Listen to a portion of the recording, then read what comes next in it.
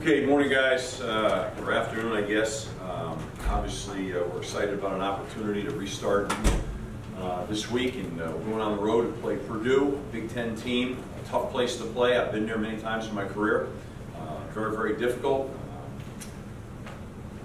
They're a team that's very explosive. Obviously, their quarterback broke Drew Brees' single passing record Saturday night, which is quite a statement. Speaks to their ability to throw the ball vertically down the field. And I think they're quite talented. They have a great coaching staff. You can tell that their selection of plays, that they have a sophisticated passing game. They know what they're doing in the throw game. They're going to strive for balance. They've got talented players. Their young receivers, a kick returner is a very talented guy, explosive, great speed. They've got some returning players on defense that are quite talented. Their inside nose guard, their linebacker, I think both their inside tackles are talented guys. So that's a developing football team that got to a bowl game and continue to grow. They've lost 3 games. They've lost by a total of 8 points. It kind of reminds me a little bit of us a year ago. Very close games. And it's a developing football team that's scary. I think they're talented. I think they're tough. The coach is a tough guy, talented guy, and their team plays like that. And that's a tough place to go play at. I believe maybe it might be homecoming as well.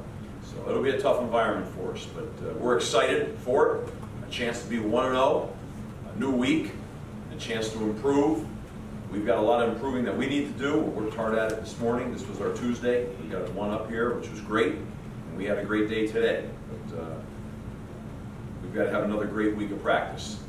And this is a week where I'd like to see us improve.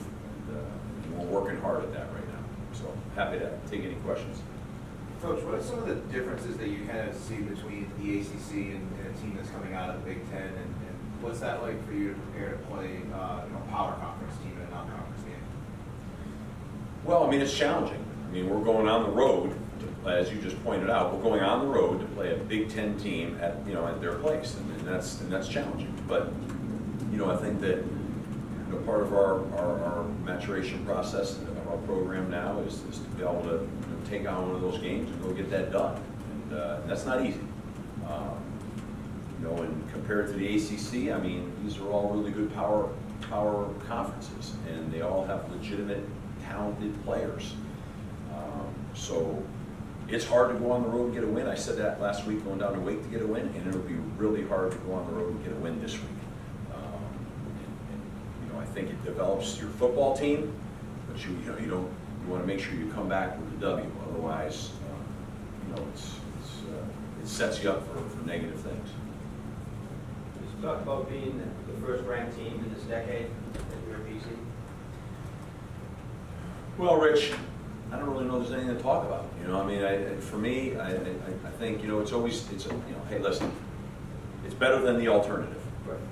And but not to be cliche-ish, I mean, it's 4th game of the season. Right. I mean, it doesn't really mean a whole lot to me. I think those are things that you'd like to see at the end of the year and then reflect back on it. I think right now the challenge is we got to find a way to be 1-0 after Saturday afternoon. I mean, that's so. Like I said, better than the alternative means that so far things have gone well. But you guys know this business is just such a what have you done for me lately business. And here comes, we're on the plane, we're flying to West Lafayette, playing a Big Ten team, and we're in it with a guy that just broke Drew Brees' record, and just an angry, probably I'm guessing, football team that's going to play with their back up against the wall, and that's really what I got in my mind. But there must be maybe some pride. I mean, it's been 10 years since you've been in the top 25, so I mean that has to be a pretty good feeling. Just like I said, there, beats the alternative. 10 years. But I know you guys can appreciate this, and I say what I think. I mean, I really haven't even wasted 1 second thinking about it. In fact, to me, it's just one more distraction. I just want to. Listen. It's great for your fan base. Okay. It recognizes the fact that you've made improvements. It recognizes the fact that you're moving in the right direction. But really what I want to recognize is having a chance to be 4-0 around 4 o'clock Saturday afternoon. Or, you know, that doesn't mean anything. So, you know, and I've been around long enough to know and see it all, you know, so like there's no conversation going on in our program. Now, do I think there's not conversation in the dorm going on? I'm just human nature. But I can tell you, I didn't even speak to it, about it, or nor did anybody on this football team after having our Tuesday practice today. So I think our guys are wired pretty good, you know, that they know that that's like Kool-Aid, don't drink that. You know, just go about your business. You know, they've been through the meat grinder, this team, right? They know where they started last year, and these seniors know where they've come from and what they've gone through, and what their focus is on one thing: finding a way, somehow find a way to go beat a really good football team at their place on the road, sing the fight song, and get the 4-0. Just somehow find a way. That's kind of our mindset, and I'll beat that all week long. You know, and I don't even think I need to, but I will.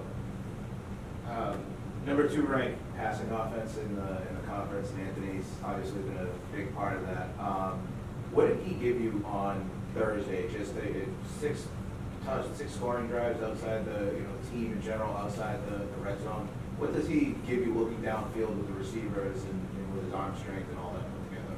Well, he's very accurate and he's very confident, and this is where we've been driving to be. I mean, I know a lot of people in the country are like, oh, they just want to run the football. But really, yeah, we like to run the football. You're darn right. It's part of our plan to win. But I'd like to have ultimately as much balance as we can. And if they're going to load the box to stop AJ, to stop our running game, we've got fast, talented guys out there, and we have a quarterback that has a bona fide, legitimate arm. And I just think you're seeing him mature right now. I mean, you saw that now last year. That was just starting to click in last year, and unfortunately he got hurt. I really believe you'd have seen more flashes of that down the home stretch, because that's where that was headed. He played one season, he didn't even finish it. I mean, really, essentially, he's still finishing his first season right now in play. So his best days are still ahead of him. But he is a talented guy, and that showed. That showed on Thursday night. And it also showed that we've got backs and tight ends and receivers that can run, and they can go catch the ball. And we're going to do that now. That's going to happen. Yes, we have, I believe, the best running back in the country, and we've got a really good offensive line. And we're going to work like heck to run the ball, but not trying to pound the rock in terms of just pounding your head against the wall. Now we'll set it up, and then those play action shots are going to be there. They can't help but be there. They have to be there. You can't have it both ways. So this is what we've been working towards. This is where we want to be. This is not a shock to us. I know it is to everybody else, but we'll continue to head down this path. Now, also, I think this is a week where we got to control the football. I don't think we need to turn this into letting them have the ball and have multiple shots going down the field. I mean, you saw that play out for them Saturday night. I mean, so I think with balance, we want to control the football. That's our goal. That's not a big mystery. And keep the ball away from them and keep our offense on the field. In a perfect world, that's what we're going to do. Now, if we can strike them, I'd rather have a touchdown than just a drive. So we'll do that too. Thanks, Ed. Like that yesterday, what we take away, how do you feel about special teams? Yeah, so I mean, special teams wise, I mean, it's really simple, right? Mike dropped the punt, and we had a high snap, but not too high, go through the hands of our punter. That's not reflective of our special teams. That's reflective of a couple of bad plays. I thought in Thursday night's game we covered real well against an elite return guy. I thought at times between our freshman kickoff guy, our freshman field goal kicker, extra point kicker, and our sophomore punter, I thought we did a pretty darn good job with ball placement, but I thought our coverage units were really outstanding. So I thought there was really, really great growth in our special teams, but there are 2 plays where we gave away, you can say 3 plays, we gave away 15 points, okay, 1 extra point, and then 2 touchdowns with just a bad play. It wasn't a bad reflection of 10 other people. And so I think we just need to get that, you know, the one drop is uncharacteristic. It happens, but we don't want to see it happen again. And then, you know, I think there's something to learn from the punt going through the hands of the punter. I think when you pick up the ball, the most important thing is the ball. If there's an open alley, you can punt that ball. If there's not, eat it. Let's play defense on the 20, and let's go. Let's not just give them an easy score. That's happened 2 weeks in a row. That has to be corrected. That can't be allowed. That's a young player having, you know, got away with it against maybe UMass, if my memory serves me correctly, or got away with it once where we fielded it and kicked it. But you got to have that alleyway, or you just got to eat the ball, secure the ball, and let's go play defense, whether it's on the 5, the 10, the 15, or the 20. So I think, you know, you know, Grant's going to learn from that, and you know, obviously we just want to field the snap, but we'll also learn from when things go bad. Don't make a bad situation worse. Like you mentioned this, can you talk about the 600-yard mark? Like you had number out, like that's a target. How important is that to you? One, you can throw around 500 for sure. Like it's an attainable thing. It's not like another sheet. No, I try to focus in the style of offense we're in right now.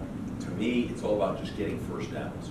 I think once we acquire first downs and we can start to wear on that defense, all those explosives, run, pass, start to open up, and then the yardage starts coming. But I like to try to keep the focus, and I keep the focus with Anthony and our skill players. We just need first downs. Once you get a couple, 3 first downs, you're stressing the defense now because we're going at a pretty good clip and we're coming at you pretty physical. You know, but it's about getting those, and then that yardage will come. I do try to pay attention coming off halftime on where we are in terms of our balance. You know, and because you know, by nature, you know, and since I've been here, you know, we're gonna be a little more run heavy, but I really want to make sure that we're not too run heavy. And then I like to see all of our ratios and everything that goes on. Is 600 yards attainable? I think, you know, that, you know, those kinds of numbers, I mean, I think are byproducts, can be byproducts of being a more explosive team, staying on the field, running more plays, and getting more cracks. And just making sure that we're making them defend 53 1/3, not playing it in a box, run or pass. You know, so you can have run game that can get you out there too. So I think that's our goal. That's what we like to do, and this is our mindset that we've wanted to have since I came here, but wasn't able to really get to it until, you know, last year. The bowl game, we started it. Last year we got to it, and we've been trying to refine it and trying to recruit to it and build to it, and it's a work in progress. And I still think it's a work in progress. There's some more stuff that, to me, we can really improve on. I don't even mean just, I'm not talking about the players, I'm talking about the coaches now, just in terms of, you know, where the ball is and what the next formation is going to be, you know, so that we can go faster. The ball's into the sideline, just line up right there into the sideline. Don't make the receivers flop and have to run through the big field and all that other stuff. So we're still working on a lot of things here. And we're still a work in progress, but we're getting there. Steve, I don't know how much time you've had to look around the ACC, but it seems like there's a bunch of schools, maybe BC among them, where the quarterback was a potential question mark that had really come through. And how much tougher is this conference if those kind of potential weaknesses actually turn out to be strengths for teams? Well, every team, success is going to have a huge impact by the quarterback. I mean, you know, you're not going to win at a high level in a great conference unless you've got a real guy at the quarterback position. I just don't know who does that. And so, as these quarterbacks develop in our conference gets stronger. Now, there's other components, but I would say, without a doubt, I've been saying it starts there. You look at our history at Boston College. Look at our history. I mean, I'm talking about before I got here. You know, you want to look at the years that were good years. They were legitimate guys playing quarterback. They were big-time guys. You know, Heisman Trophy winners, All-Pros. You know, that's usually how that goes. They go hand in hand. Now, that doesn't mean you can't have other pieces. Like, you know, if you don't have a well put together offensive line, you know, Daffy Duck can be your quarterback. It's going to be a rough day at the office, right? But assuming you have the appropriate pieces, you know, in place, and you have that guy, and then, God forbid, you have a couple other skill guys that can be explosive, I think you really have a chance. So everybody's in a race to get the elite quarterback. Everybody is. And I think every conference, the more elite quarterbacks there are in the conference, the better the conference is going to be. I just think that's simple. I mean, it doesn't change when you get to the next level in pro football. It's the same deal. Same deal. Who, because around the conference, who's out there who's like, you know, maybe during the summer you were wondering about, who's now like, okay, this guy. Well, look at Wake. Yeah. I mean, I think Sam down at Wake, the freshman there, I'm impressed with him. There's a guy that, I don't know anything about that guy, but like I walked away from that game and I said to myself, that guy is a competitor. I mean, John Wolford I thought ended up being an exceptional player. And but this guy here, I mean, there's a guy you can build in the future with right there. I mean, there's an example of that guy. Showed up and all of a sudden, you know, he's got moxie and he can throw it. So I mean, they'll have a few good years ahead of them with that cat right there. That's a guy. The guy at NC State, he's a talented player. He's pro prospect. The guy at Syracuse, he's a talented guy, very talented, and he's got that moxie that just go down the list here. I mean, they're scattered throughout the conference. But you mentioned guys that you didn't know much about. I didn't know much about this freshman. Maybe talking about, the other guy's suspended, they don't have their quarterback. I think they got their quarterback. And Francois down at Florida State is a talented guy. It's not about his talent. I mean, when he has a chance to stand there and throw it, he throws it. So, they're well within our conference. I don't really know much about the other side, except Virginia Tech, really, because we played them. And then that kid, Jackson, looks to me like he's a future star as well. So they're there. They're scattered amongst them. They're there. Steve, just two quick questions. First, is there any update on Colton Lichtenberg and how he's doing? I think he's day to day. And we'll just have to wait and see. I really don't have any more input than that. That's exactly what I was told. And on some of those play action passes, are you surprised just how wide open some of the receivers are? I think all the touchdown passes were for 25 more yards. And they were all pretty wide open. Yes and no. I mean, yes, but no, because we're seeing these loaded boxes, and it's hard. You're a part of the run unit on defense to play hard, aggressive run, and then still be able to cover. It's not easy to do. When they're trying to rally in zone coverage, teams are trying to rally an extra hat, and in man coverage, they're stuffing that hat right in there. So I think there's opportunities in both, but that's a reflection of the fact that it takes a lot of guys to stop AJ. So it's kind of like the conversation about Zach Allen and Wyatt Ray on defense, kind of the same groceries. I mean, they're going to put a lot of attention to Zach Allen, whether they chip him, slide to him, all the things people try to do, and then all of a sudden here comes Wyatt Ray. He's got the matchup now. Just the same thing that Zach had when the focus was on Harold. You're trying to, when you have enough talent on your team, you're trying to have these teams that have got to play you straight up and not try to be heavy one way or the other. That should be a byproduct of having talented players on the field, whether it's defense or offense you're talking about. People have got to make a decision. They're either going to strike a balance or they're going to be on one end of it and expose the other end. Can you talk about the toughness of the defense on Thursday night? Connor Strahan in particular got blindsided early by that block and came back to make a career high 15 tackles. Connor played 104 snaps on defense, and then he probably played another 15 snaps on special teams. He probably played 120 snaps in the game. It's too many snaps, but he handled it unbelievable. Zach Allen was completely gassed, and he wouldn't come off the field at the end. I mean, those guys played, like I said, Wyatt played 100 whatever snaps. Zach played on the punt team and ran down the field, plus the defense guy played probably 115 snaps, or 112 snaps, or whatever it was. So they showed great toughness, great grit, and were under duress. It was humid. They hung in there. And I thought they did a great job. Just did a great job. We talked about it post game.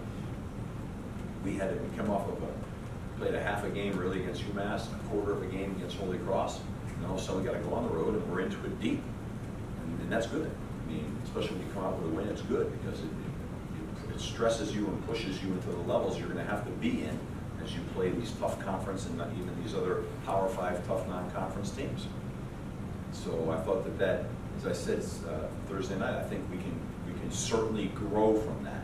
And you know what? Thank God we had a couple extra days. You know, you play 115 snaps on a Saturday night, fly across the country, and then or whatever, and you try to rally back in here in a normal week load. You're starting to get gassed. You're starting to get your bodies fatigued. At least we had a chance to recover from that. That's a bonus. That's why I really was not interested and glad that game didn't have to go to be a Sunday game. I said to myself, oh yeah, we're going to play that down here on a Sunday, and then we're going to turn around and go to West Lafayette. That would